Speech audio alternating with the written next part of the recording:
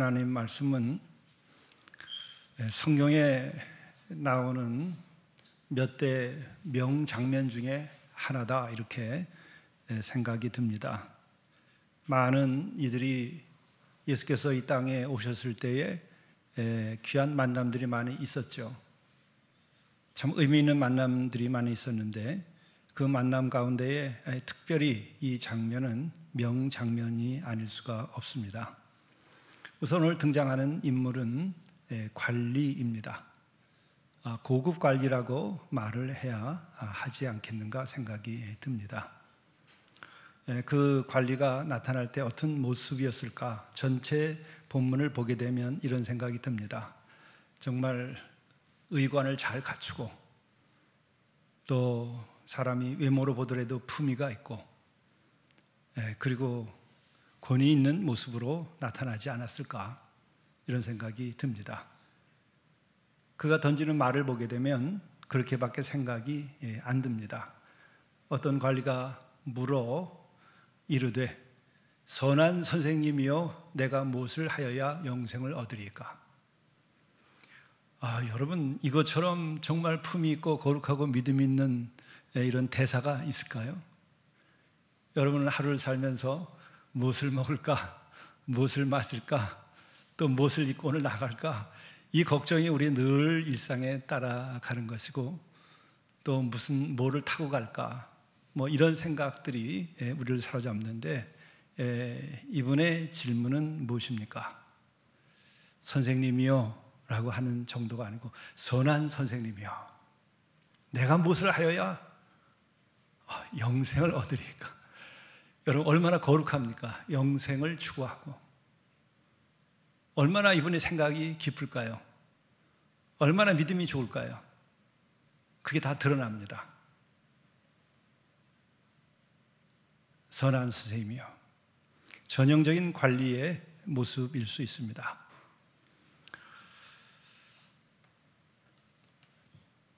왜 그러냐면은, 예수께서 여기에 대하고 답을 할 때에 참 기쁜 마음으로 내가 당신을 만나서 반갑다, 또 이 질문에 대해서 참 당신 좋은 질문했다, 니고데모의 경우와 달리 뭐라고 예수께서 얘기하냐면, 어찌하여 나를 선하다 일컫느냐, 거리를 두는 겁니다. 내가 어찌하여 나를 선하다 하느냐, 하나님 외에는 선한 이가 없느니라. 두 사람의 관계를 끊는 거예요. 하나님 외에는 선한 이가 없다. 지금 예수님과 이렇게 만나고 싶어 하는데 거리를 두는 장면입니다. 이 성경을 잘 읽지 못하는 분은 속아요. 여기에 예수님이 이렇게 얘기하는데도 이 선한 선생님이요 하는 말에, 내가 또 어떻게 하면 영생을 얻을까 하는 말에 속아요. 이 사람이 이 얘기를 한 까닭은 무엇입니까? 좋은 의관을 갖추고 권위 있고 품위 있게, 그리고 입에 담는 것은 선한 선생님과 영생을 얘기하는 거예요. 이거보다 더 한 인간이 자신을 치장할 수 있는 방법이 없어요.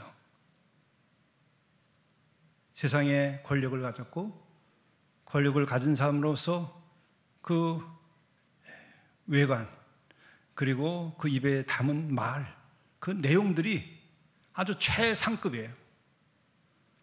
이거는 세상에 갑옷을 입었다는 걸 말하는 거예요.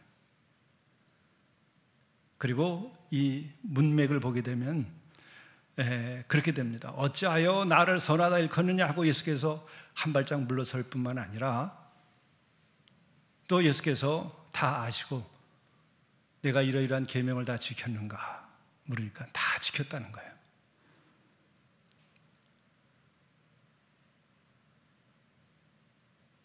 여기에 깔려있는 것이 뭘까? 선한 선생님이요, 어떻게 하면 영생을 얻으리까? 나도 계명을 다 지켰고 거룩하게 살았기 때문에 나도 영생을 가지고 살고 있다고 하는 전제를 깔고 있는 거예요. 나도 완전하다고 하는 전제를 깔고 있는 거예요. 세상에서 관리가 되어서 존경받고 권세를 가지고 있고 누가 덤빌 수가 없어요. 도전할 수 없는 자기의 성을 쌓고 성과 위에 있는 것입니다. 그리고 해가 될 말을 하지 않아요.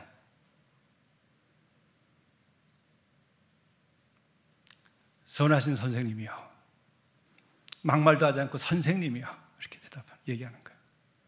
예수께서 깨시는 거예요. 그리고 그 계명을 다 지켰다 하는 그 말은 아마 그 예수님의 질문을 기다렸을 겁니다.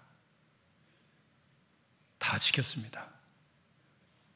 그 속에는 나는 이미 계명을 지켰으니까 내게는 영생이 있으리라. 그래서 그것을 가지고 나온 것이지 진짜 질문이 아니에요. 진짜 질문이었으면 예수께서 니고데모를 만났을 때처럼 얘기하시지. 내가 거듭나면 된다, 이렇게 얘기하지 않아요. 그러면서 예수께서도 아주 명장면을 만드시는 게 야단을 치지 않고 점잖게 한마디 한마디 이렇게 까서 뒤집는 거예요. 계명을 다 지켰는가? 다 지켰습니다. 가진 것을 다 팔아서 가난한 자들에게 나눠주라. 마지막 그 뱃속에 있는 걸 끌어내는 거예요. 너의 주인은 누구인가? 너에게 계명을 준 하나님이신가? 아니면 세상의 재물인가? 그에겐 재물이었던 거죠. 그리고 계명을 지킨 것은 하나님이 주인이기 때문이 아니라 세상 살면서 자신을 위장하는 위장용으로 선을 행하고 세상 사람들이 두려우니까 또 악을 저지르지 않고 뿐만 아니라 자기가 더 높은 자리에 올라가야 되니까 계명을 지키고 윤리와 도덕을 지키고 예절을 지키고 품위 있게 산 거예요. 그건 자기의 삶이 아니고 세상을 위한 자기의 인생이죠. 나를 위한 나의 삶이 아니에요. 내 영혼의 목소리를 듣고 내가 춤을 춘 게 아니고 세상의 장단에 자기의 영혼을 판 거예요. 성공에 내 영혼을 판 거예요. 돈에 내 삶을 팔아버린 거예요. 도덕적인 품위와 세상 사람들로부터의 명예와 박수를 받기 위하여 나의 목소리, 나의 장단에 따라 산 것이 아니고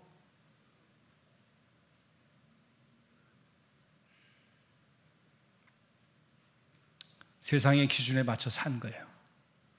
하나님의 말씀의 기준에 맞춘 게 아니에요. 하나님의 말씀의 기준에 맞췄다고 한다면 재물보다 하나님을 더 사랑했어야죠. 재물을 더 사랑했던 게 속에 있는 걸 예수께서 점잖게 딱 치는 거예요. 명장면인 거예요. 그 사람이 큰 부자이므로 이 말씀을 듣고 심히 근심하더라. 이건 뭘 말하는 거죠?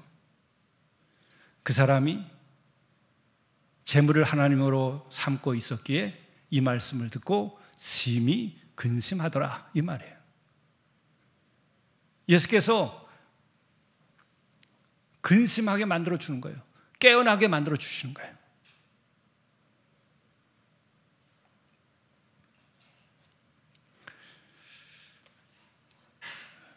우리는 여기에서 또 다른 면을 부가해서 설명할 수가 있어요. 여기서 선한 선생님이여 라고 말을 할 때에는 또 다른 건 뭐냐면 당신이나 나나 선한 같은 사람이라고 하는 전제를 가지고 있는 겁니다. 그걸 가정할 수가 있어요. 아니면은 관리가 가지고 있는 늘 습성이 있어요. 백성을 지배하고 판단하고 심판하는 거예요. 자신이 도덕적으로나 세상을 위해서 정말 헌신을 하거나 세금조차 제대로 내지 않고서도 권력을 잡으면 관리들은 항상 모든 사람들, 땀 흘려 일한 사람들도 다 재단을 해요. 자기가 재판을 해요. 불쌍한 영혼으로 살아가게 되는 거예요. 그래서 높이 올라갈수록 위험한 거예요. 높이 올라갈수록 더 많은 죄를 짓게 되는 거예요. 그런 사람들이 많은 그 시대는 어지럽고 복잡하고 어두워요. 백성들은 신음하고 불평과 좌절 속에 살아가는 거예요. 행복하지 않아요. 평화가 없어요.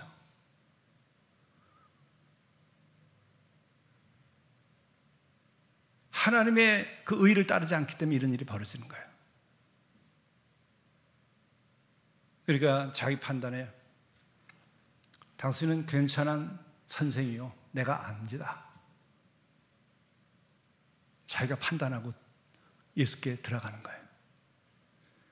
이런 사람들은 세상에서는 더불어 살 수 있을지 몰라도 하나님 나라는 들어갈 수가 없어요. 이런 사람들은 세상에 사교를 잘하고 세상 사람들과 아주 원만하게 잘 살 수 있을지 몰라도 이런 사람은 진정한 영혼의 벗이 될 수가 없어요. 대화가 되지 않아요. 영혼의 이야기를 나눌 수가 없어요. 집에 가면 행복할까?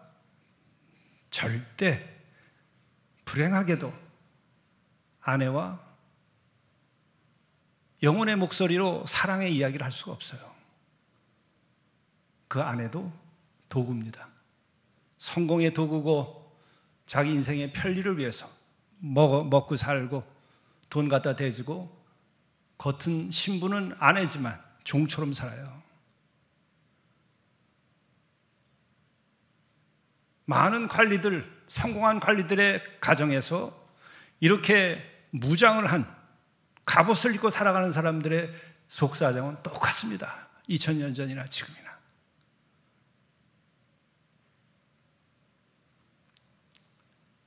성경은 이렇게 예수님과 부딪혀서 인간의 그 진실을 드러내는 거예요. 이면 인간의 죄악성을 드러내는 거고 인간의 이중성을 드러내는 거예요. 이는 예수를 못 만나는 거예요. 저는 교회에 찾아오는 많은 사람들을 뵀습니다. 45년째 뵙고 있는데 그 교회 좋다 그러더라. 그렇게 하고 온 사람들은 진짜 주께서 정말 그에게 주시고자 하는 마지막 선물이 뭐예요? 속죄와 영생이에요. 거기 도달하지 못해요. 이미 받고 왔으면 모를까. 그 교회 좋더라. 괜찮아. 또 그 목사, 요즘에 목사들 보고 교회 많이 오니까 그 목사 괜찮은 목사야. 그리고 오는 사람은 저와 잘 사귈 수는 있을지 몰라요. 그러나 그에게 회개와 그의 죄사함과 영생에 이르지 못해요. 왜? 나의 이야기에서, 설교에서 하나님의 음성을 들을 수가 없어요. 저 목사 괜찮은 목사야. 내가 함께 어울릴 수 있어. 내가 인정하는 목사야. 저 선한 목사야. 자기가 재단하고 들어오기 때문에 자기의 영혼을 뚫고 들어오는 하나님의 음성을 들을 수가 없는 거예요.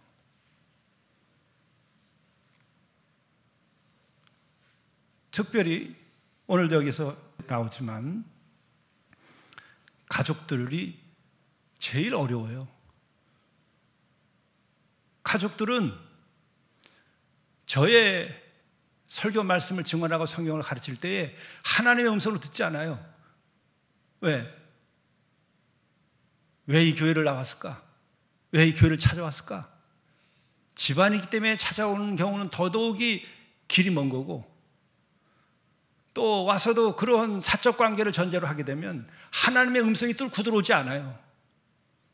늘 세상의 혈육을 전제로 해서 만남을 갖고 교회 생활을 해요. 그러면은 자기의 영혼이 깨져서 속죄함을 입을 수가 없어요. 영생을 얻을 수가 없어요.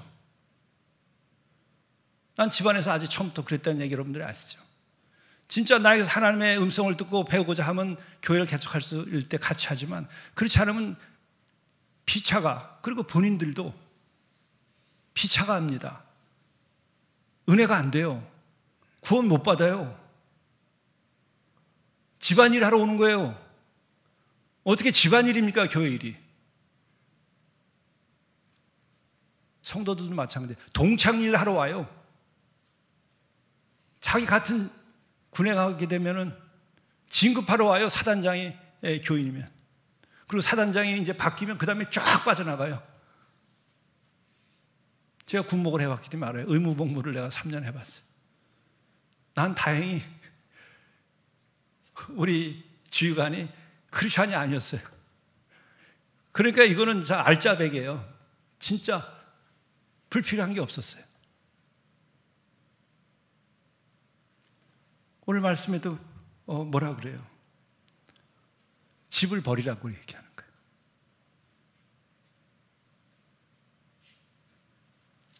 부모, 형제도 버리라는 거예요. 영적인 만남을 가지라고 하는 거예요. 그리고 우리가 알듯이 예수님이 어땠어요? 고향에서는 기적을 행하지 않으셨다. 못하신 거예요. 왜? 여기는 행할 수 있는 능력이 있지만 그걸 받을 수 있는 준비가 안 돼 있고 눈이 없기 때문에 고향에서는 아무런 은혜를 끼칠 수가 없는 거예요. 관리는 선한 선생님이요, 당신은 선하다는 걸 내가 안다. 높은 자리에서 하시는 말씀이에요. 그리고 피차가 이렇게 점잖게 얘기할 수 있는 자리를 같이 나누는 거예요. 여러분 병원에 가게 되면 의사 선생님이랑 점잖게 서로 주고받습니까?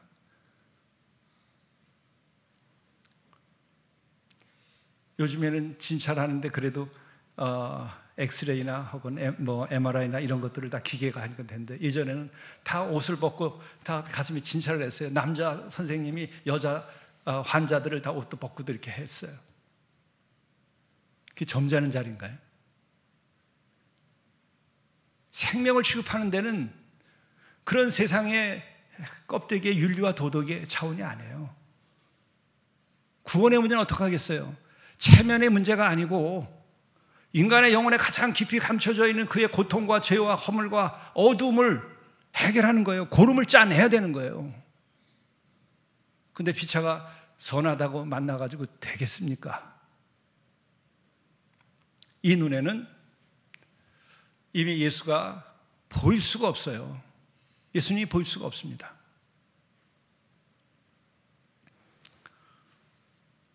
베드로의 경우를 한번 생각해 볼까요? 여러분 다 아시는, 이게 예수님과의 진정한 조우예요. 어떻게 만나야 하는가를 보여주는 또 하나는 명장면입니다. 갈릴리 바닷가에서 평생을 잔뼈가 굵고 대대로 어부로 지내왔고 하니까 그 강바닥, 호수바닥이 어떤지, 어디에 어느 계절에 물고기가 어떻게 몰려오고 가는지를 다 압니다. 물속의 생태계를 다 아는 거예요. 근데 밤새도록 새벽을 맞도록 그물을 던졌는데 허탕이에요. 근데 인간적으로는 목수인 예수가 나타났습니다. 그러면서 저기에다가 그물을 던지거라. 그물을 던졌어요. 그랬더니 밤새도록 허탕을 쳤는데, 아니 그물이 찢어지도록 배가 두 척이 다 가라앉을 만큼 잔뜩 물고기가 올라온 거예요. 그러니까 야, 됐다. 이제 주님 모시고 우리 장사하자. 물고기 장사하자. 우리 부자 됐다. 이제 우리 진짜 여기서 갈릴리에서 최고 가는 우리가 어부가 될 것이다. 예? 주께 영광, 할렐루야. 이랬어야 맞아요. 근데 그물이 찢어지도록 물고기가 잡히고 끌어올려서 배가 가라앉을 만큼 가득 찼을 때 그가 무릎을 꿇습니다. 주여, 저는 죄인으로서이다. 내게서 떠나소서. 예수를 보면 이렇게 되는 거예요. 교회는 그걸 보여주는 곳이에요. 그런 교회를 다니고 여러분들이 그런 마음이 되어야 헛믿지 않아요. 무슨 좋으면서도 가장 위험한 게 이거예요. 선행. 악행을 하면요, 손가락질도 받고 상처를 입어서 회개의 계기가 되는데, 선행만 한 사람은 그게 안 돼요. 자신의 선행에 자신이 속아요. 그래서 선행 속에 감춰져 있는 나의 죄성과 어두움과 이기심이 생전 나오질 않아요. 특히 그 교만함이 여러분 자기 손에 안 잡히고 보이지 않아요. 이 교만의 대명사라고 하는 게 관리들. 진짜 국가의 녹을 먹고 살았으면서도 온 국민들이 자기 손 아래 있어요. 우리 집안에도 그런 어른이 있어요. 전부 돈은 그냥 식구들이 다 벌어와도 가져와서 그냥 목에 힘주고 야단만 치는 어른들 옛날에 그랬죠. 그래 행세하고 살았어요. 그게 가부장주의라는 거예요, 옛날에. 이 지금 세상도 마찬가지예요. 세상에 권위주의라고 하는 거고 관료주의라는 것은 딱 그런 거예요. 땀 흘려 일해서 나라를 위하여 뭐 세금도 내보지 아니하고 또 고통도 겪어보지 아니하고, 예?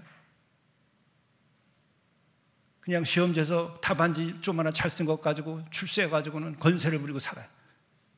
세금 위에서 권세를 부리고 살아요. 자신을 알아 돌이켜볼 수 있는 기회가 없어요, 그런 사람들은. 옥에 가기 전까지는. 그만큼 지금 세상은 소돔과 고모라 이유를 살아요.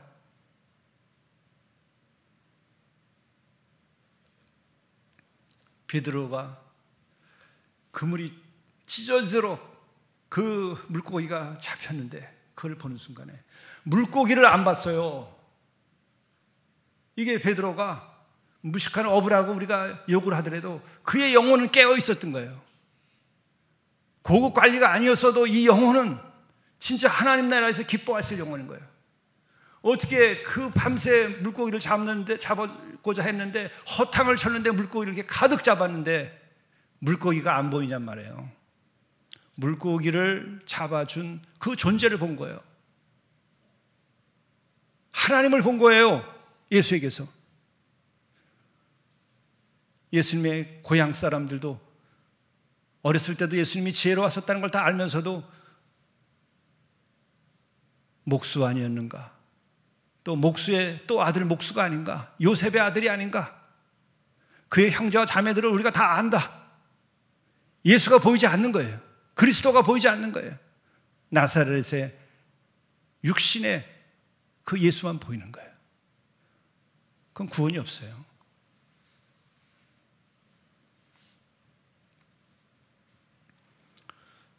아까 말씀드린 특별히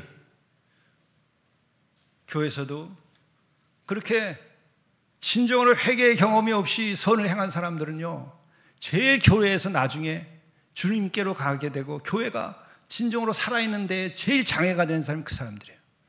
그게 바리새인들이고 율법주의자들이고 서기관들인 거예요. 오늘날 교회에서도 그런 이들이 제일 힘든 거예요. 자신의 선행에 의지하고 관리와 같은 그런 명예와 그런 이름을 가지고 자기를 보호하고, 그러고서 그것이 자기인 줄 알아요. 관리의 옷을 입었고 네가 선을 행했고 네가 심지어 십계명을 지킨 것조차도 내가 아니다. 내 영혼의 그 깊은 곳에 감춰진 것이 있다. 너는 하나님을 사랑하기 때문에 네가 선을 행한 것이 아니고, 하나님을 사랑하기 때문에 네가 십계명을 지킨 게 아니고, 너는 너의 성공을 위해서, 세상의 눈치를 보기 위해서, 네가 약하기 때문에, 내가 진실하지 않기 때문에 내가 이렇게 착하게 군 거다. 내가 이렇게 선하게 한 것은 진실이 아니다, 이 사람아. 왜 거짓되게 사는가? 진실하다면 가진 거 다 팔아봐라. 네가 하나님을 사랑해왔는지 세상을 사랑했는지, 내가 얼마나 너 자신을 감추고 교만하게 살아왔는지 내 자신을 봐라. 명장면인 거예요.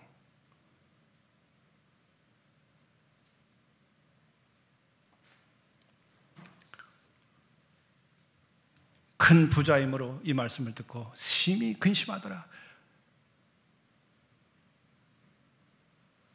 크게 하나님을 사랑했으므로 이 말씀을 듣고 그는 기뻐하며 가진 것을 다 팔았다는 말씀이 나왔으면 이 사람은 구원받은 거예요. 아직까지 자기 어둠을 보지 못했는데 예수께서 깨준 거예요. 근데 아직까지도 이가 붙잡고 있는 건 뭐예요? 세상이에요. 이가 붙잡고 있는 건 뭐예요? 자기 자신이에요. 아직까지도 자기를 교만 가운데서 자신을 위장하고 있다는 사실을 모르는 거예요. 여전히 예수와 맞먹는 거예요. 당신도 선하고 나도 선하다. 어떻게 하면 이 일이 해결될 수 있을까요?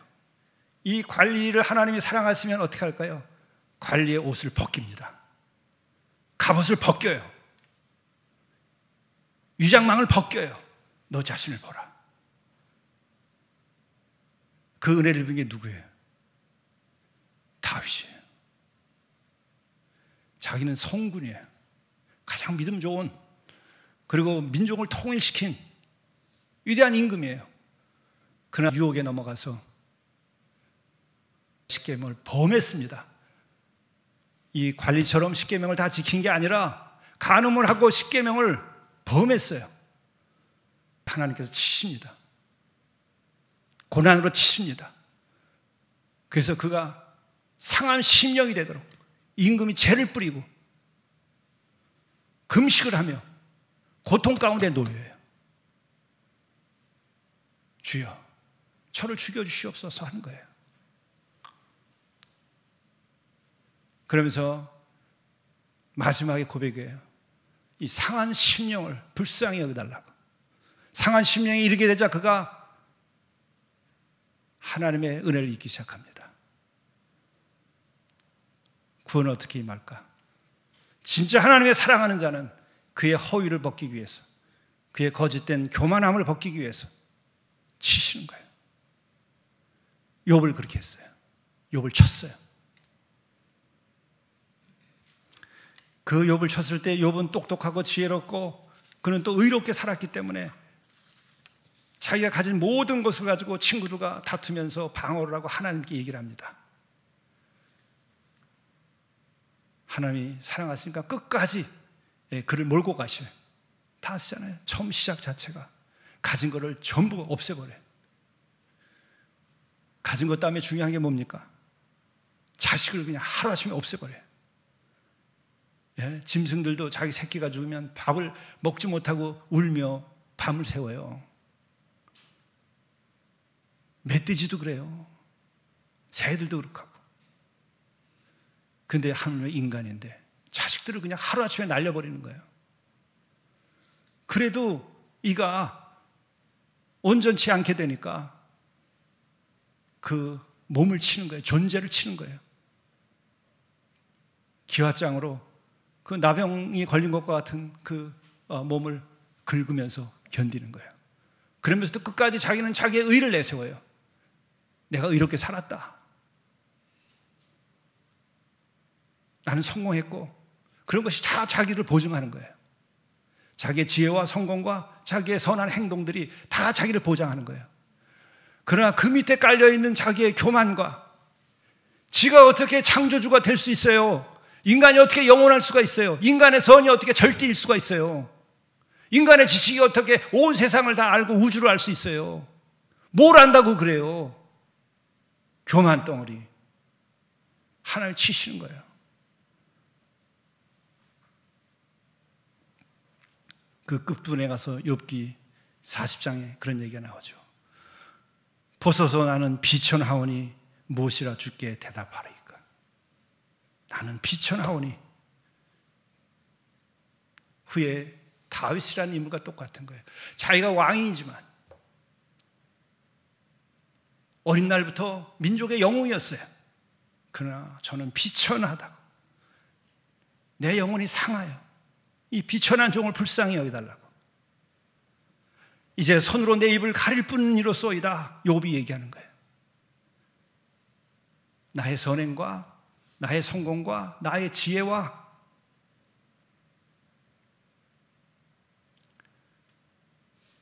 그것이 온전한 것이 아니에요. 세상 사람들이 올 때 상대적으로 나았을 뿐이지. 너의 존재 자체는 피조물이에요. 네가 어찌 만물을 창조한 창조주겠는가? 근데 본인은, 인간은 영원히 교만이라고 하는 것이 영적인 죄악 가운데 가장 큰 죄인데, 그것은 내가 곧 하나님이라고 착각하는 거예요. 여러분, 강아지를 길러봐도 다 알잖아요. 이거 조금 해주면 자기가 주인이에요. 우리 집에 강아지도 다 지가 주인 한다니까요. 지나고 나면.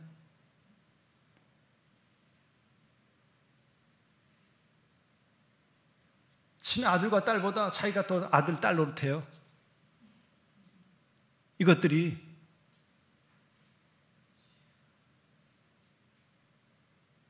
인간이 창조주처럼 행동하고 살아요. 아니에요, 지금? 그것도 몰라요, 지금 이 인간들은. 어두워서 너무나 교만해서 착각하고 있어요. 자기네들이 알고 있는 무슨 지식이 뭐 대단한 건 줄 알고. 그러나 지식에 제일 앞장서 있는 아주 가장 깊은 물리학자들은, 우주 물리학자들은 어떻게 해요? 갈수록 모르겠습니다. 갈수록 공부하고 연구할수록 더 알게 되는 것은 모른다는 세계만 더 확대되는 거예요. 그 중에 하나가 암흑물질. 암흑물질을 지금 보고 있어요. 그전에 블랙홀도 얘기했는데 이제는 어떤 현상도 발견하고 있어요. 알수록 모르는 거예요. 근데 뭘 안다고 그래? 욥이 끝내 하는 얘기예요. 보소서 나는 비천한 아이다. 뭘 그동안에 이렇게 아는 척을 했나? 그게 우리예요. 내가 한번 말했은즉 다시는 더 대답하지 아니하겠나이다. 이제 대답할 수 없다는 걸 알았습니다. 주여, 나는 비천합니다. 당신 뜻대로 하옵소서. 나의 원대로 마옵시고 당신의 원대로 하옵소서. 이런 예수의 고백과 다 통하는 거예요. 어떤 관리, 그 잘난 관리, 그 선한 관리, 높은 자리에 올라간 관리, 많은 사람부터 박수를 받는 관리, 존경받는 관리, 그 속에 뭐가 들어있어요? 뱃속을 열면 똥이 들어있어요. 그 집에 가면 아내가 정말 존경하고 사랑할까? 그 자식들이 진정으로 사랑하고 존경할까? 하물며 하나님께서 보실 때 어떨까요? 주여, 저는 비천하오니 나를 불쌍히 여기소서. 이걸 회개라고 그러는 거예요.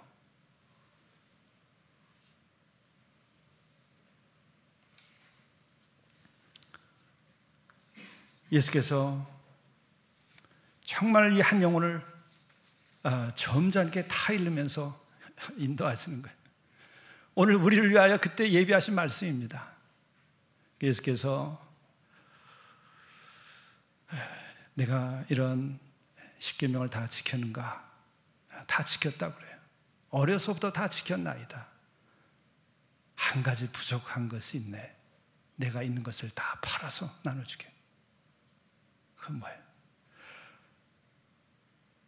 잘 이해를 해야 돼요. 팔아서 다 나눠주면 그냥 천국 간다는 거 아니에요. 가진 거 다 팔아서 나눠주면 진리를 얻는다는 게 아니에요. 아무것도 없으면 구원받는다는 게 아닙니다. 너는 진리보다 재물을 더 사랑했다는 거예요. 너의 주인은 누구냐? 하나님이냐? 아니면 돈이냐?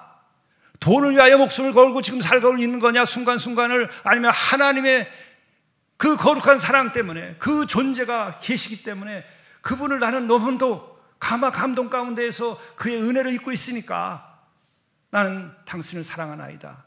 그러니까 내가 당신이 하시는 말은 무슨 말에도 내가 따르겠습니다. 이거냐? 그거예요. 예수께서 그러잖아요. 제자들에게 마지막에 얘기해요. 너희들이 나를 사랑하면 나의 계명을 지킨다. 나의 계명을 지키면 나를 사랑하는 것이다. 그렇게 얘기하세요. 나를 사랑하는 자는 나의 계명을 지킨다. 여러분, 이 삼위 하나님은 무슨 말을 하든지 진리죠. 그래 사랑하면 그분 말씀을 따르게 되는 거예요. 뭐든지 어떤 얘기든지 10계명이 아니라 12계명이든지 아니면 1계명만 있어도 그거 지키는 거예요. 근데 하물며 부모라도 진짜 내가 부모를 사랑하면 어떻게 해요?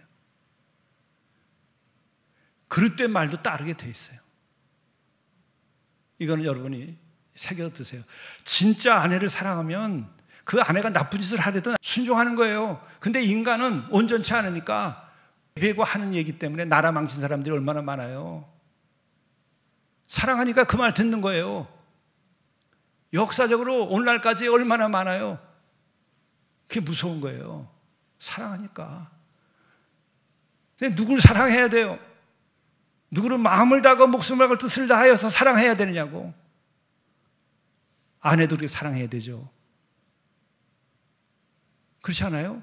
남편도 그렇게 사랑해야 되죠. 근데 전제가 있어요. 하나님을 먼저 그렇게 사랑하고 그렇게 사랑해야 돼. 이웃사랑을. 근데 밑에부터 먼저 하면요, 나라 말아먹어요. 자기 인생도 말아먹고 천하를 망가뜨리게 돼요. 그래서 마음을 다하고 목숨을 다하고 뜻을 다해서 주 너의 하나님을 사랑하라. 그리고 두 번째가 하는 계명이 있는데 그것은 내 이웃을 내 자신처럼 사랑해라. 이게 전부다. 성경은 아주 명쾌합니다. 진리가 왜 복잡해요? 진짜 아는 분들이, 진리를 만드신 분들이 진리를 얘기해 줬는데 왜 어렵겠어요? 모르니까 어렵게 가르치죠. 선생님들 해보시면 다 아시잖아요. 처음에는 모르는 거 가르쳐요. 그 다음에는 아는 것만 가르쳐요. 그 다음에는 그 사람에게 필요한 것만 가르친다는 거예요. 수준에 맞춰서. 하나님께서 왜 십계명을 줬어요? 인간의 수준이 그러니까 거기에 맞춰서 우리에게 진리의 말씀을 주신 거예요. 십계명. 도둑질 하지 말래도 끝까지 도둑질하고 살잖아요. 우린 도둑놈들이라. 거짓 증거하지 말라는데 끝까지 거짓 증거하고 지금 살잖아요. 2000년을 3000년을. 우리 속이 사기꾼 같아서 이웃을 탐하지 말라고 그러는데 그게 얼마나 유치해요. 근데 매일 탐하며 살면서도 자기는 아닌 것처럼 하고 살잖아요. 우리 수준에 맞춰서 십계명을 준 거예요. 근데도 이 싫대. 이 수준이 낮아서. 더 거룩한 건 뭘 주셔야 되겠어요?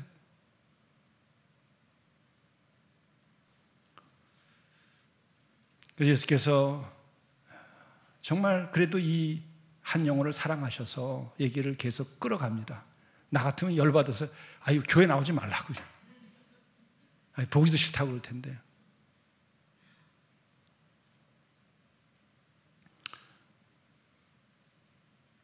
예수께서 그를 보시고 한 말씀 더 하십니다. 재물이 있는 자는 하나님 나라에 들어가기가 얼마나 어려운지 아는가?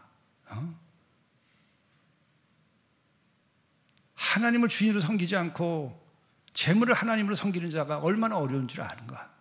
네가 영생을 얻고 천국을 가기를 원하는데 낙타가 바늘기로 들어가는 것이 부자가 하나님 나라에 들어가는 것보다 이게 쉽다. 알겠냐?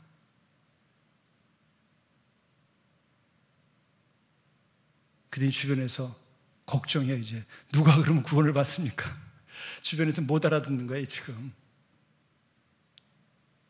이르되 무릇 사람이 할 수 없는 것을 하나님은 하실 수 있느니라. 하나님은 하실 수 있다. 이 사람들아 구원은 너희들이 하냐? 하나님이 해주시는 거지. 너희들이 구원을 너희들이 할 수 있다고? 너희들이 천지 만물을 짓고 너희들이 너희 생명을 지었냐? 정신 차려라. 너희들이 천국을 결정하는 것이 아니다. 알겠냐? 세상에서 성공하기도 그렇게 힘든 주제에 어떻게 영원한 나라를 니들이 마음대로 하냐? 이런 걸 깨닫게 하시는 거예요. 귀가 있는 자는 들을지어다. 그랬더니 베드로는 또 뛰쳐나와가지고 보옵소서 우리가 우리의 것을 다 버리고 주를 따랐나이다. 또 이렇게 설쳐요. 예수께서 십자가 지기 그 직전에도 그러잖아요. 네가 나를 부인하게 될 것이다. 무슨 말씀입니까? 여기 있는 사람들이 다 그렇게 해도 나는 안 한다고. 내가 죽을지라도 나는 그렇게 안 할 거라고. 그러더니 하룻밤 새벽에 오기 전에 그렇게 했어요. 그게 인간이에요.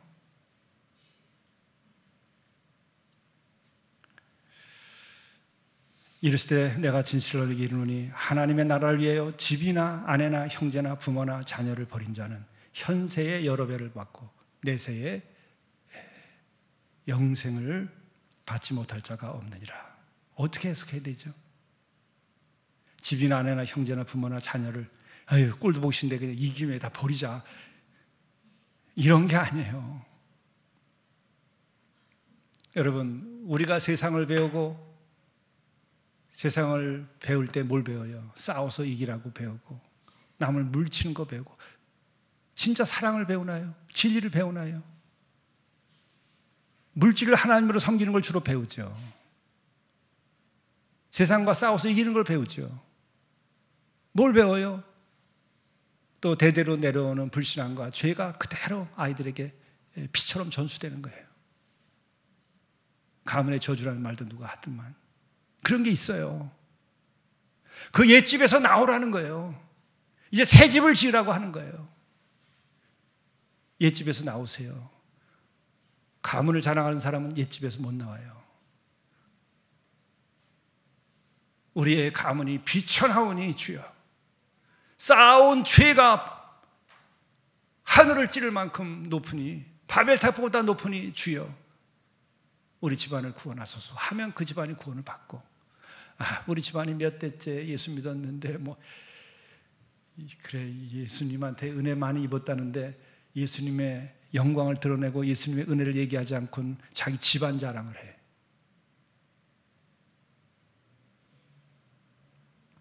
그걸 버리라는 거예요.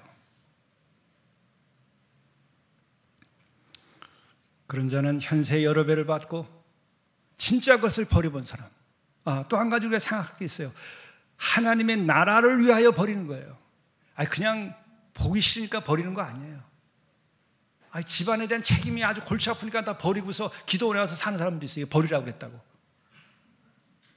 그거 아니에요. 하나님의 나라를 위하여 버리라는 거예요. 그 하나님의 나라는 게 뭐예요? 어떻게 하면 들어가요? 어떻게 하면 하나님의 나라 일을 할 수 있어요? 간단한 거예요. 회개를 해야 하나님의 나라를. 그러니까 이 버린다는 것은 회개하라는 말이에요. 그래야 통하는 거예요. 그래서 하나님의 나라를 위하여 버리게 되는 거예요. 그것은 하나님의 그 사랑과 하나님의 은혜와 이런 것을 위하여 버리라는 거예요. 평화를 위하여 버리라는 거예요. 이 세상의 나라가 아니고, 이 세상의 나라는 결국 어떻게 돼요? 다 없어질 뿐만 아니라 이 세상 나라를 만들기 위해서 우리가 죄를 짓고 이렇게 전쟁을 치르는 거 아니에요. 서로 힘을 합해도 어려운 세상을 이렇게 싸우고 사는 거 아니에요. 그게 세상의 나라입니다. 그렇지 않은 하나님의 평화로운 나라를 위하여 버리라는 거예요. 하나님의 뜻을 위하여 버리라는 거예요. 그런 이들은 현세의 여러 배를 받고, 그거예요. 현세에 무슨 볼 받아요? 내가 평안을 얻어요. 평안을 얻어요. 내가 주는 평안은 세상이 주는 평안과 다르다. 죄와 죽음과 모든 상처와 고통을 이긴 평안이다. 영원한 평안이 되는 거예요. 그리고 어떤 현세의 여러 배의 상급을 받게 되는 거예요. 사랑의 공동체, 영혼의 친구들, 코이노니아, 이런 것이 가능한 거예요. 세상에서 여러분 진정으로 내 영혼에 벗이 있어서 진리를 함께 나누고 함께 기도하고 함께 하나님을 만나고 함께 거룩하게 살 수 있는 그 영혼 하나를 여러분 있어요. 내가 그런 영혼이 되줄 수 있나요? 버린 사람은 내가 그렇게 될 수 있고, 하나님의 나라가 임한 사람은 그렇게 살 수 있어요. 그런 사람은 어디서 찾아요? 그것을 교회 공동체라는 거예요. 그냥 세상의 그 인간관계를 그냥 끌어가지고 교회를 키우는 건 교회가 아니에요. 그런 거 그만해야 돼요. 그리고 그렇게 하더라도 와서는 회개하여서 하나님의 나라를 위하여 옛것을 버려야 돼요. 옛집을 불태우고 옛집을 헐어버려야 새집이 지어질 수 있어요. 반듯하게. 현세의 복은 그런 평안과 그리고 그 영혼의 교제가 가능하게 되는 거예요. 그것이 함께 회개하고 함께 옛집을 다 같이 부부가 헐어버려야 돼요. 그러면 부부가 새롭게 만나게 됩니다. 형제 자매들이 함께 그 옛집을 버려야 돼요. 불태워버리고 그러면 새집이 지어져요. 그 가문이 새로워지고 그 가족들이 새로워져요. 그런 이들이 성도의 교제를 나누는 거예요. 그리고 마지막은 영생을 받지 못할 자가 없느니라. 영원한 생명. 영생이 어디 있고 뭔지 잘 모르겠어요. 몰라요. 천지를 내가 압니까? 아는 것처럼 착각을 해요. 나는 나 자신을 알아요. 우리 은수자반에서 이제 애니아그램 가지고 우리 자신을 찾는 일을 할 텐데, 그거 보면 내가 도대체 나 아닌 나를 나로 생각하고 살아온 거예요.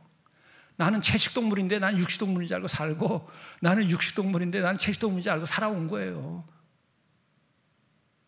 자신을 잘 몰라요. 근데 영생을 알고 하나님의 나라를 알아요? 몰라요. 다만 믿음으로 주신다니까 그 기다림이 믿음이에요.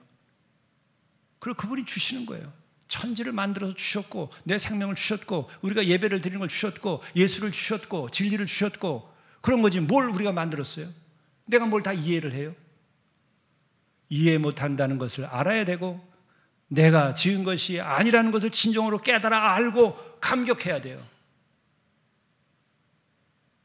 그래서 마침내 현세에서 여러 배를 받고 내세에서 영생을 받지 못할 자가 없느니라. 주님의 약속이에요. 이것이 받아들여지고 이것을 경험하고 살아갈 수 있게 될 수 있는 그 기회를 말씀을 통해서 우리에게 주신 거예요. 그런 은혜가 여러분들에게 있으시길 바랍니다.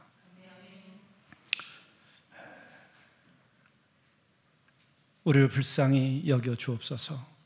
저는 비천하오니 입을 가릴 뿐이로소이다.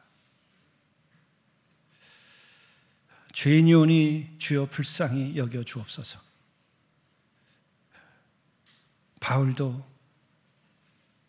다윗도 어거스틴도